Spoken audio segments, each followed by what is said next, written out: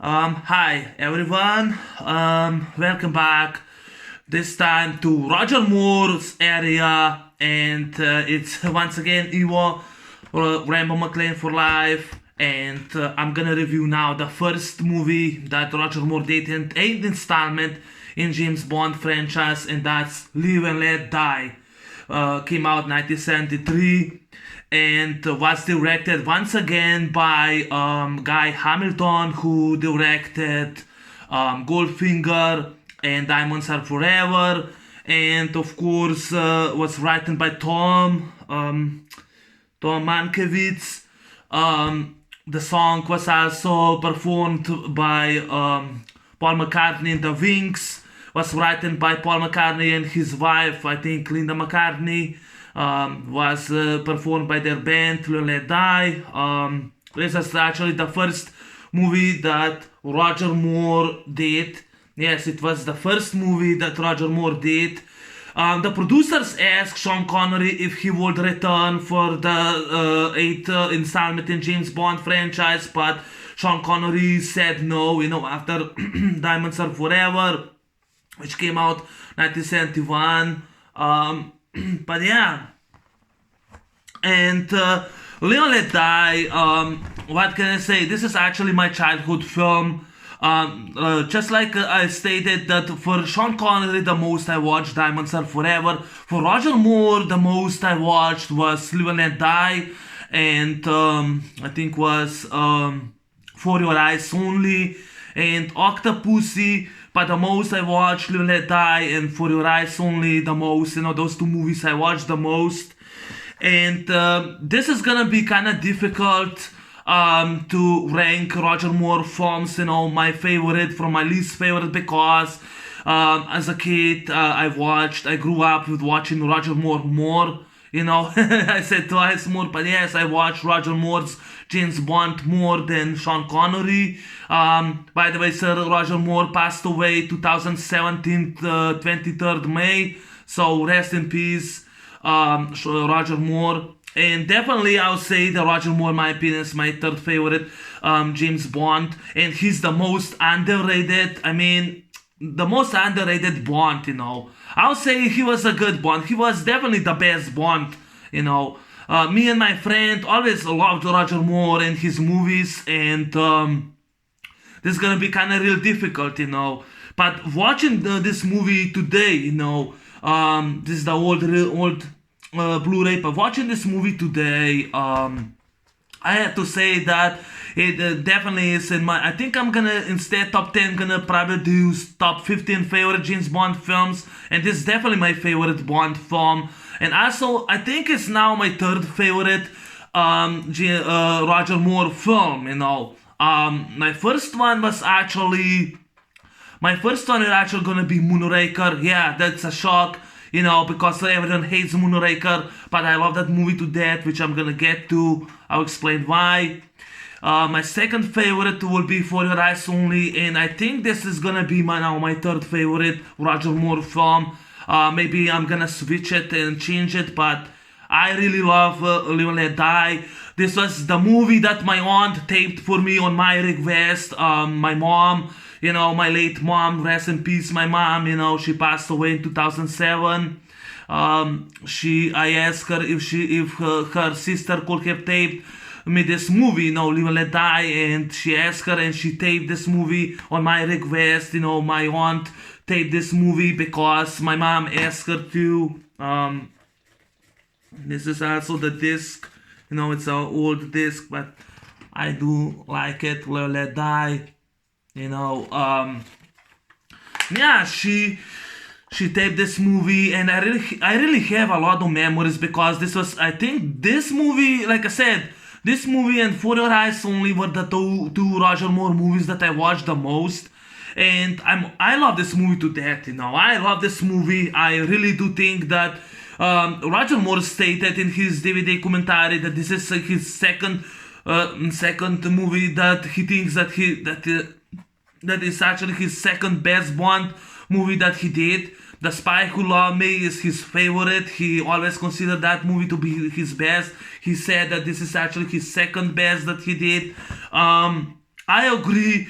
I think that Roger Moore is the most underrated. Roger Moore is completely different than Sean Connery. The producers, they wanted to do different. Different. That he's more light. That he's Sean Connery was more dark, more serious. Roger Moore was more smiling and he was more light. He was also smoking cigars. He wasn't wearing a hat. And I also love this movie, The Gun Barrel. The Gun Barrel, this movie which I love. And this is the first gun barrel without hat. George Lazenby had to have a hat. And this movie is a gun barrel without a hat.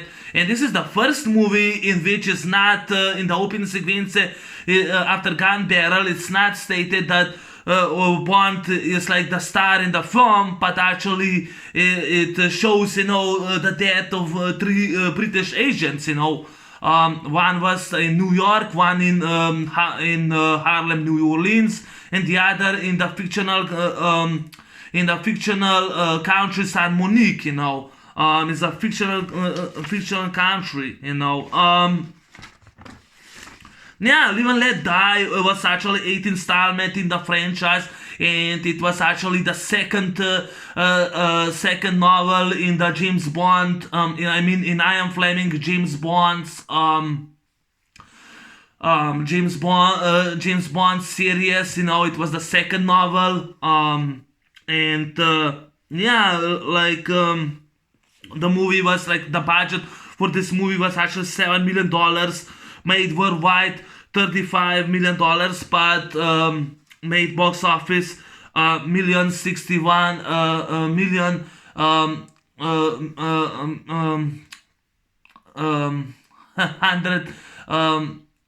I think was 100 million 61 dollars. And the movie, of course, stores like I said, the storyline involves a Harlem drug lord known as Mr. Big, who plans to distribute 2 tons of heroin for free to put rival drug barons out of business, and then became a monopoly supplier. Mr. Big is revealed to be the alter ego of Dr. Kananga, a corrupt Caribbean dictator who rules San Monique, a fictional island where opium poppies are secretly farmed. And of course, James Bond in this movie is investigating the deaths of 3 British agents, leading him to Kananga, and he's soon trapped in a world of gangsters and voodoo as he fights to stop the drug baron's scheme. And that's the storyline involves. And Live and Let Die. The cool facts is it was released during the height of the blaxploitation era, and many blaxploitation archetypes, and cliches are depicted in the film, including derogatory racial epithets, honky, black gangsters and pimp mobiles. It departs from the former plots of James Bond film, about megalomaniac supervillains, and instead focus on drug trafficking and common theme of blaxploitation films of period. It's set in African American culture centers in Harlem and New Orleans, and well in the Caribbean islands. And also this movie, James Bond sees the black world like voodoo magic, the voodooism, and like I said, blaxploitation archetypes, and cliches, which is a blaxploitation area, like a lot of black villains in this movie, from which they're focused in New Orleans and Harlem, New York, and of course, and of course,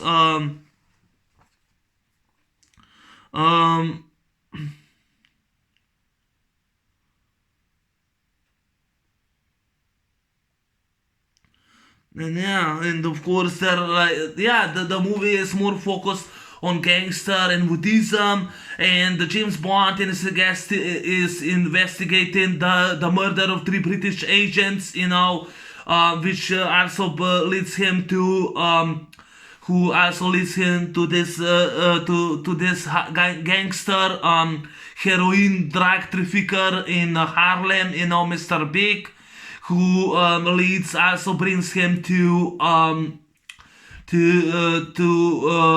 Mr. Kananga, which is a corrupt dictator on a fictional island, San Monique, and the leads, brings him to there, and of course, Bond goes to see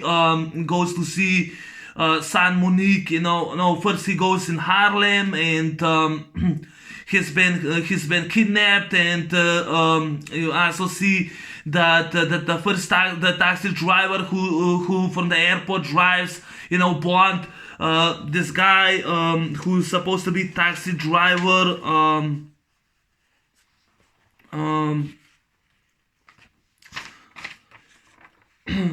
I think was this guy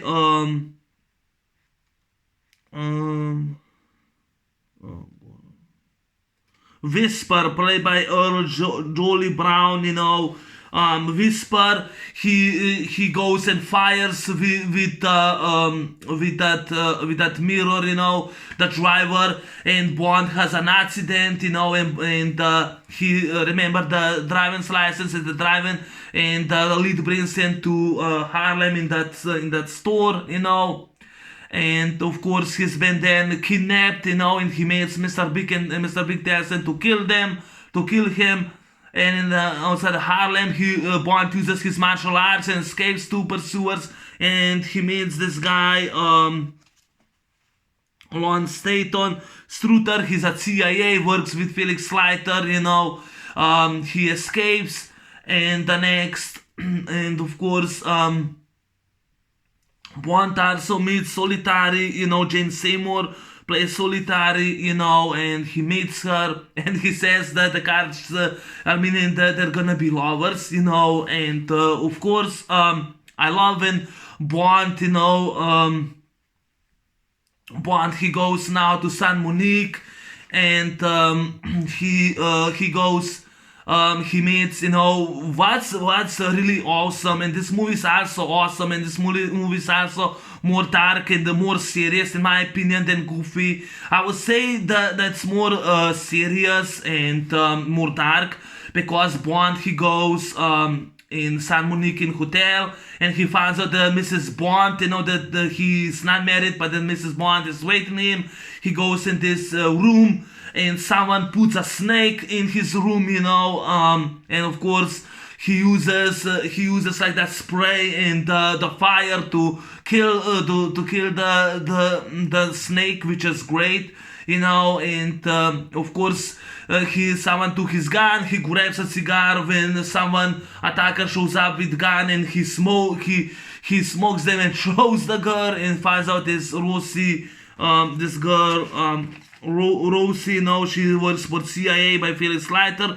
Gloria Henry, she was the first black Afro-American, Bond girl, because she was not before. I did read that, I think that in Ian Fleming's novel, Solitary was a black woman, and Rosie was a white woman, but in this movie they changed the roles, in which Jane Seymour, Solitary is a white woman, but that's cool, that's great, white girl, I love that, and so Bond, Bond, he's convinced that she's working for Felix Leiter, and we also meet Guarel Jr., Roy Stewart. And I think I don't think it has any similarity to Guarel, which is reference to Dr. No, because Guarel, John Kitzmiller, the actor also passed away, but the character has been torched and killed in Dr. No. But in this movie, I think it's actually his son, Guarel Jr., So Bond and Rose and Quarrel, they all go to this island in San Monique, and Quarrel tells him that the woman, Solitary, the girl lives in the house, and no one dares to get there, so also Bond and Rosie, they go because Bond wants to find out the location in which they killed they actually killed his colleague,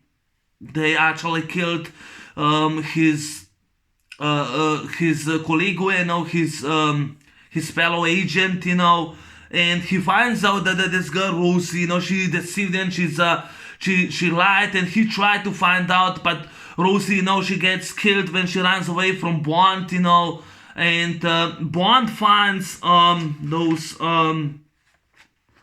I think I wrote down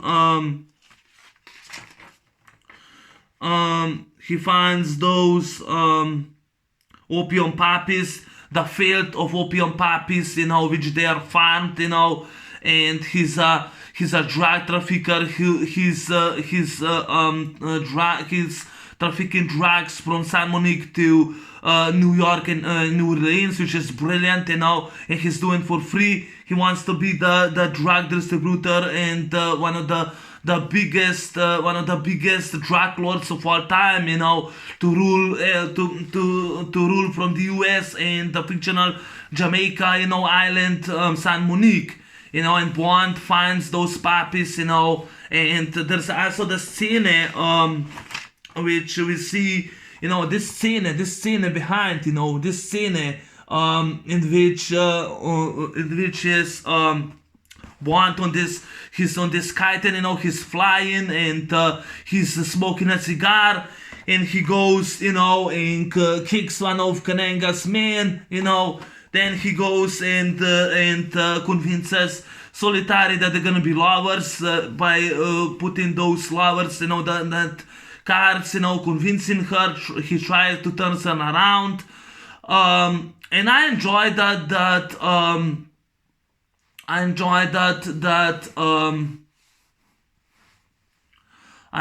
that, in this movie, and of course, Solitari and Bond then escape, and I love in Bond, they at first, Bond and Solitari finds those fields, those opium poppies fields, and they've been fired by helicopters, and they can't find them. They go to this village, and Bond steals a bus, and there's a cops, who try to arrest Bond, there's a chase, and there's a low bridge, and Bond destroys he goes and destroys that bus, Bond goes and destroys the bus, and of course, Bond and Solitari, they escape, and he says that he hopes that any luck, they're gonna want her back, the merchandise, and of course, I think that that Bond, has been then kidnapped by no, actually, Bond and Solitari, they go on this airport, they go in this car, and the car driver is the same that was before that earlier confrontation with Bond, and that was Arnold Williams, who played car driver. The first one, he bring into this airport, and with Kananga's man, with Mr. Big's man, and of course they're gonna say that he's gonna go skydiving 300 feet, and Solitari, she tries to punch Bond, he grabs her purse, kicks ass, he goes and kicks all the bad guys, escapes, he goes in this airport, and says, I'm going to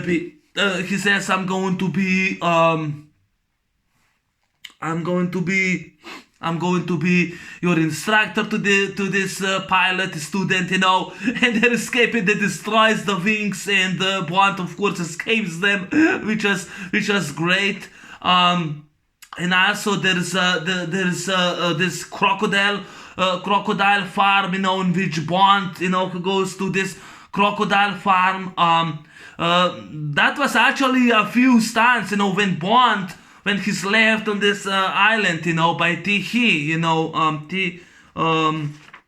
Tihi, he's played by Julius Harris, he's been left on this island by all those crocodiles, when when you see Bond running through all the crocodiles, I think they did, those are the real crocodiles, and they did at least 5-6 times, stuntmen, stuntman was Ross Kananga, that's why it was based, his last name, Kananga. Ross Kananga was a stuntman who actually had to do a few times, which was very dangerous that he ran away.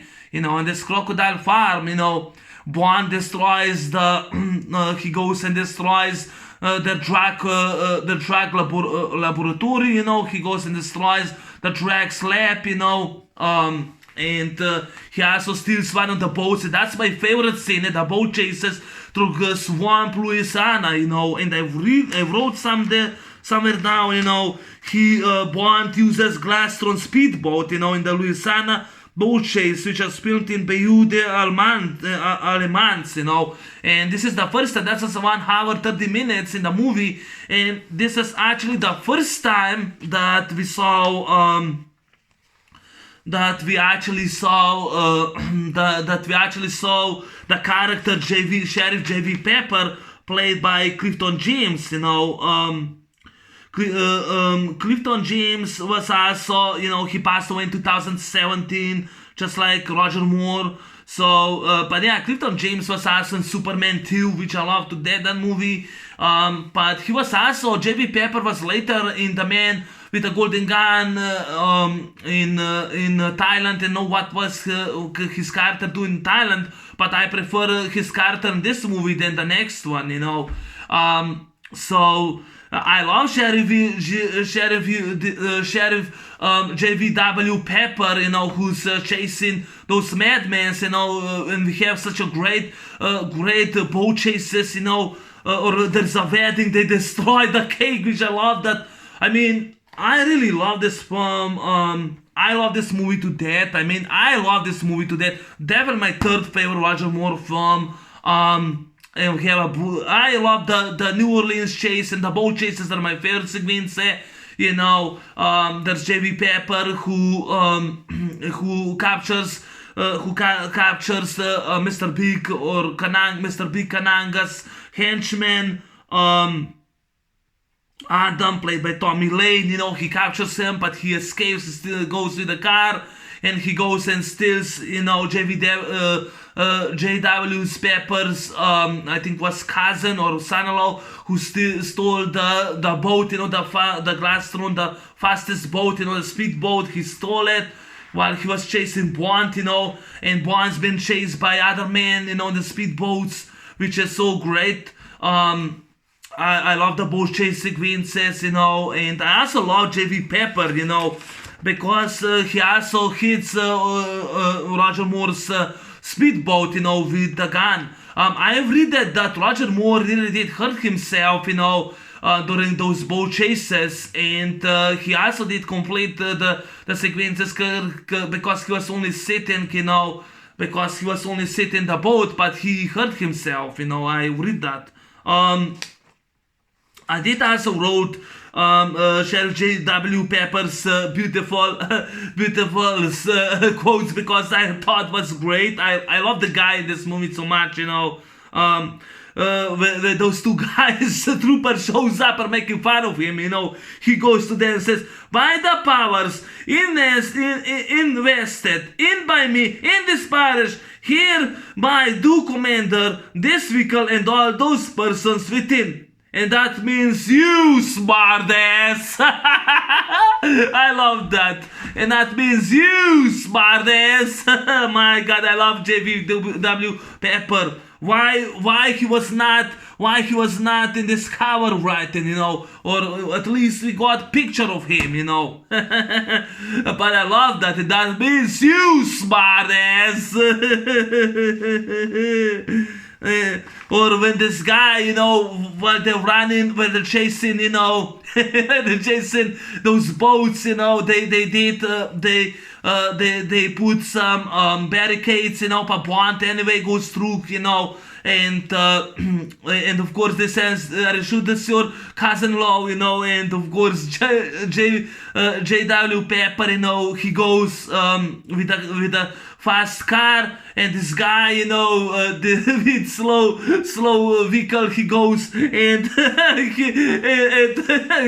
he's on their way, and I love when Sherman J.W. Pepper says, "Did you ever think of getting a driver's license, boy?" And then when they crash, when the troopers crash, the man shows up, clicks, honks, he keeps honks. Oh damn, I love that, And by the final confrontation, says, "Son of a bitch, goddamn," says, the power says, "What are you, some kind of doomsday machine, boy?" Well, we got a cage strong enough to hold an animal like you in here. Oh my god, I love Clifton James this movie, I really prefer him, he's a sheriff who chases those boats, he was awesome, he was great. Rest in peace, Clifton James. They don't make James Bond movies anymore like this anymore, And yeah, by the final confrontation between Adam and James Bond, Bond, he's hiding with his speedboat. He grabs that fuel, and I think was a fuel. Gasoline, he put gasoline, and he went and throw Adam in the face, and then he click the spin boat, and the boat goes and crashes and explodes. Beautiful practical effect, And of course Bond, he goes and kicks ass, and of course Bond, he goes now to San Monique, and while Solitary, because she has no power anymore, Karanga punches her and throws her to Baron, to this Baron Samedi, played by Jeffrey Holder. That's him, that's him, Jeffrey Holder, played by Jeffrey Holder. Bond goes, Bond and Quarrel, Quarrel goes to this field, to this opium poppy fields, he puts the bombs, to destroy all the poppy fields, and of course, while there's a Buddhism, which Baron and his his crowd, they are now to get in, they're now getting ready to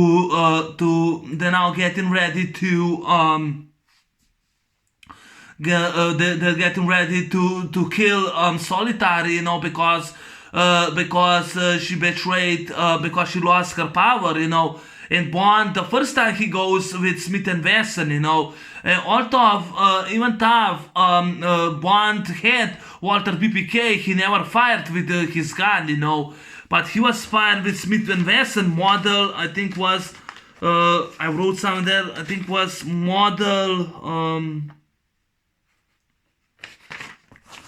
I think I wrote somewhere there down,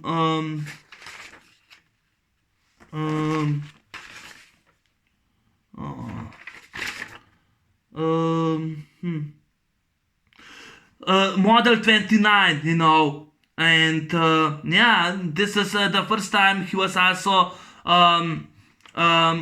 he was the first time that he was using Smith & Wesson Model 29, and he shot the guy with a snake. He shot the guy with a snake, and he also shot the Baron. He shot him, but he was like out of plastic. He shows up once again with a machete, and Bond leaves him over and throws him in the snakes, which Baron Samedi has been killed, and they go now into the hideout, Mr. Big, and there's a fight scenes, the tombstone, like Mr. Big in the opening scene conversation between Bond and Mr. Big, he says the names are for tombstones, so Bond clicks twice on the tombstone, and he gets in this hideout with Solitary, and once again he's been captured by Kananga and his men, and Kananga also he also has compressed air pistol, for sharks, There are also sharks in this movie. But of course, Bond, he escapes, Bond, of course, kicks ass.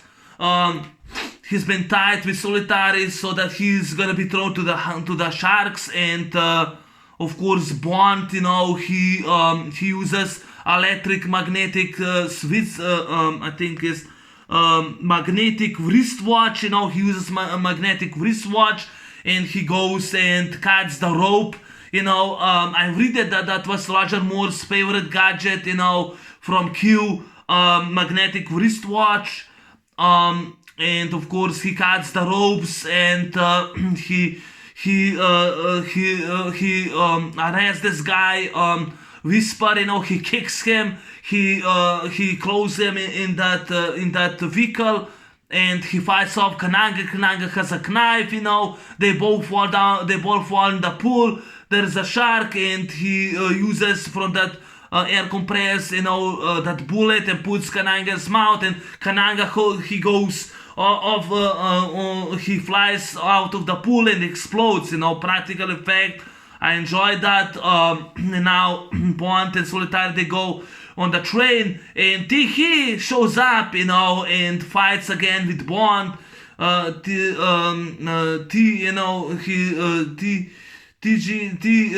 shows up and fights Bond. Bond throws him out. With his he has like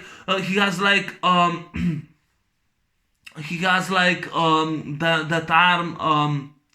How you call it, mechanical arm. He has a mechanical arm, and Bond throws him off the board, and then the movie of course ends, with Bond and Solitary, and the movie then ends with a beautiful song, Cleveland Die, performed by Paul McCartney and the Wings, which I enjoyed that song, this is the first movie that I don't see Desmond Levin as Q in this movie. Bernard Lee and what was the actress who plays Money Penny, I forgot. They both return. I forgot. I think was I forgot the actress, but she Bernard Lee as Sam and Money Penny, from the Premises Times, they both return. Louis Maxwell, she returns. Louis Maxwell returns, and the first time, this is the first time that we see Bond's home. In all the movies we don't see his home. The first time we see Bond's home. And Roger Moore, he did bring a different style, a good style. That he was more lightened, that he was more that he smiles, that. I think that first Bond film that he did, I think was great. I think that Roger Moore is the most underrated Bond actor of all time. I really do enjoy this movie to death. And also we have the cast, which I did not mention it. Yaphet Kotto, he plays Kananga, Mr. Big. He was in Alien, The Park Is Mine, and he was in all other movies. He was in Alien. Yaphet Kotto did an awesome job. He was great villain. I think he was great villain as the drug lord. The villain. The drug trafficker and the villain in this movie. He was great. I read that they forbid him, to talk to the press or even to be on the premiere. This film. That's what I read, which I think is disrespect. Roger Moore stated that it was hard to work with Yaphet Kotto, but Kotto claims that it wasn't like Roger Moore is claiming. I also read that they did on Jane Seymour, Roger Moore and others decided to play a practical joke on her. When instead the girl, she started crying. Yes, she was crying because it was sad. And yeah, I kind of read a lot of facts. Like I said, the budget for this movie was only $7 million. Box office made million 60 a million 60 $100 million 61 dollars, but worldwide was $35 million. But this was the most successful. This was successful movie. And Roger Moore, the first time as Bond, he did great job. And I really have to say that I watched this movie as a kid, and when I couldn't got the VHS tape, like I said, my mom, I begged my mom if she could ask her aunt, because they were we did not have that program. The other program, which was a pay program, they were doing the James Bond movie marathon, and they did all Bonds. That time, 21 years later, 20 years ago in 2000, they did from Doctor No till Tomorrow Never Dies. They did not put the word is not enough because it wasn't. It still wasn't in. It still wasn't available that time. It was still in the movie theaters, But they did from Doctor No to Tomorrow Never Dies. And I asked my mom, if my aunt could have taped this film, and she did tape this movie, so I had such a memories on it. I forgot to mention, but James Seymour is actually my favorite. Is one of my favorite Bond girls. Yes, it's one of my favorite Bond girls. Solitary. Definitely when I do top 10 favorite Bond girls, she's gonna be on this list. And also I would say one of Roger Moore's best Bond movies, in my opinion. I forgot, but Clifton James, he did great job as Sheriff J.W. Pepper, rest in peace. I prefer him in this movie than the other one. Julius Harris, I think he was great. Jeffrey Holder, he played Baron Samedi. So yeah, that's scene, Baron Samedi. He did great job. I read that Baron Samedi really hated the snakes, the reptiles. He hated when he fall on the snakes. Even Roger Moore was afraid of snakes. Even Jane Seymour, she was very, very afraid of snakes. When snakes came near to her, she was very afraid of them. I also hate snakes, but at the same time I'm afraid of them.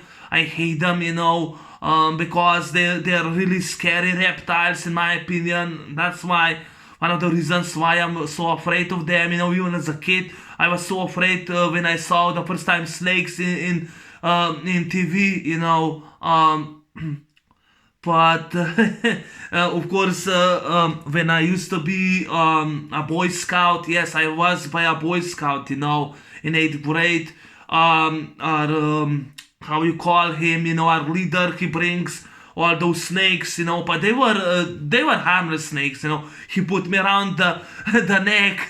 Of course, he took her away, but no, I wasn't scared of those snakes that were harmless. But I'm afraid, snakes, because if they are poisonous, venom. That's when I'm scared, And yeah, they Roger Moore, Jane Seymour, and of course Jeffrey Holder, Baron Samedi.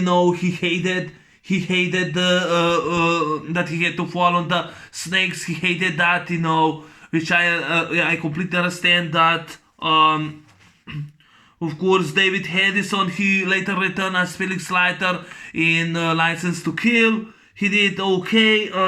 Gloria Henry as Rosie, she did a great job as first black James Bond girl. She was killed, but she did a good job. She was also beautiful, she was beautiful. Tommy Lane as Adam, in which his boat explodes, was great. Jolie Brown was also great. Roy Stewart was great. Lawrence Staton was also great, and Aaron Williams is also great. The cast did a great job. I really enjoy the magnetic wristwatch, which also Roger Moore stated his favorite gadget from Q. I also love the beautiful, no, those are the most beautiful boat chaser sequences. I really do wish that in this cover there would be boat sequences, but no, the most beautiful boat sequences ever. Great chases, great practical effects. They did only $7 million, but they filmed the speedboats. They actually filmed. Filmed. I did wrote it somewhere in New Orleans. The Louisiana, the swamps of New Orleans, Louisiana, as well in the and of course Louisiana. Bayou des Almendres in Louisiana. And also the movie is set in New Orleans, and of course the Caribbean islands. They also did film. Film locations also in Jamaica. Just like was in the first movie, Doctor No. They were also in Jamaica. And yeah, I love the Buddhism in this movie. I love the action. The action is great, executed. I love the Buddhism, the gangsters in this movie. For the 70s, this is actually more serious Bond, more dark and more serious one. Definitely, this is one of my favorite Bond films. As a kid, I watched this movie constantly on VHS tape. I asked my aunt to tape it for me, which she did. I have such a beautiful memories. I love the opening scene, the second opening scene when M shows up with Louis Maxwell to Bond's house. We see that beautiful girl. She was Italian. She was Italian, beautiful girl. I love that. And she was hiding. That's another beautiful scene. I just love this movie to death. I love this movie. I love this movie, man. I love Live and Let Die. I love this movie. I have such a great childhood memories. As a kid, I watched this film. When we had to go somewhere, that was imported by my parents. Before we went, I watched this movie, Live and Let Die. It was also taped together with The Living Daylights. But I kind of enjoy Roger Moore more, than Timothy Dalton. I would rather watch Roger Moore. And Roger Moore is the most hated, I forgot to mention my review, but mostly fans nowadays, they compare Sean Connery like best Bond, Daniel Craig second one, Pierce Brosnan third one. Are you gotta fucking be kidding me? Fuck Daniel Craig and fuck his movies, except Casino Royale and Skyfall. The other two can suck my dick, And also, Sean Connery is the best, but to me will be this guy behind me, And that's gonna be Pierce Brosnan, GoldenEye, And Roger Moore, I'm sorry, he's actually now number third because Sean Connery, when he passed away, left the legacy last year, his legacy, he kind of took me over, so I really do have great memories on Diamonds Are Forever, And the same, I do have the great memory on Roger Moore, so he's my third favorite Bond, but doesn't matter if he's third. He is in my top 3 best favorite actors, And that's Pierce Brosnan, Sean Connery, and Roger Moore, And rest in peace, Sean Connery, rest in peace, Roger Moore. He was like around 40 that time, but he's beautiful. He was great, he's beautiful, He also confessed to Solitary that he picked those cards by him, And he also saved the girl. And Jane Seymour, she wasn't that bad, She was not only beautiful, pretty and beautiful and sexy. She wasn't also annoying, Unlike Danielle Bianchi in From Russia with Love, she wasn't annoying, which I enjoyed that, She did really great, She was like a magician. She was like she had like powers that she know the future. She was like sidekick. She knew about that in the future. She was great. Yeah, Pat Cotto was great. From Alien. He was Parker from Alien. He did great. He was later in Alien, and this was before Alien. The Louisiana, the speedboat chases are the best in the film, in my opinion. J.V.W. Pepper is the best of the film. Clifton James. Yeah, I really do think I think he's the best, better in the next movie, which I'm gonna review, which I love that. By the powers, instead, in by me, in this parish, here do command the vehicle and all those persons within. And that means you, smartass. And that means you, smartass. I love that, you know. Well, what are you, some kind of doomsday machine, boy? Well, we got a cage strong enough to hold an animal like you in here. Did you ever think of getting a driver's license, boy? Oh my god, Clifton James was awesome. He was great, the best of to me as J.W. Pepper Sheriff, you know, chasing Bond and the goons chasing him, you know, Mr. Big's goons. I love the airport sequence, you know, the wings of the airplane are broken and the distractor is complaining too light. Oh my god, they did great, you know. The action sequences are fantastically executed. The stunt sequences are great. I mean, this movie kicks ass. Yeah, I've been now 45 minutes talking about this film. Anyway, yeah, so that's my movie review on Live and Let I'm just Live and Let Die. That's my movie review on Roger Moore's first Bond movie. I really enjoyed the film. I love this movie to death.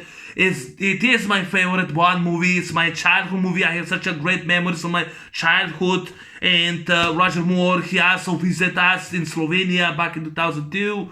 I wish I would met him, but I know he's now in heaven. But thanks so much, Roger Moore, for making one of my favorite movies as a child. I mean, my favorite movies that I watched as a child. I was gonna watch this movie, you know.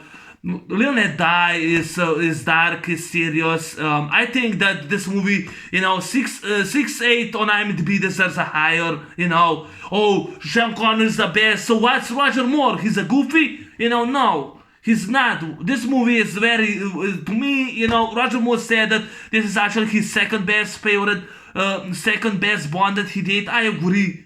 It's one of his best Bond films, you know. And yeah, Moonraker gets shit on it. That's my favorite Bond, favorite Roger Moore he did, you know. This will be Then For Your Eyes Only. This will be probably my third favorite, you know. I know that he said The Spy Who Loved Me is his favorite. I know why.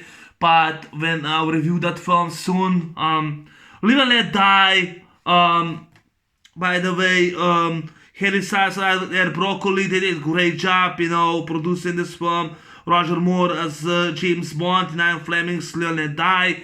You know, they did a great job. I also love Discover, you know, at least we see Solitary, you know, Jane Seymour, she's beautiful, my favorite Bond girl, my favorite Bond. I love this scene, you know, I love this scene, or the back, you know. But yeah, thanks for watching. Sorry, this is long, almost 50 minutes about the film. But I have to talk because I grew up with Roger Moore. I have to talk more about him. Anyway, see you next time. I'm out. Peace.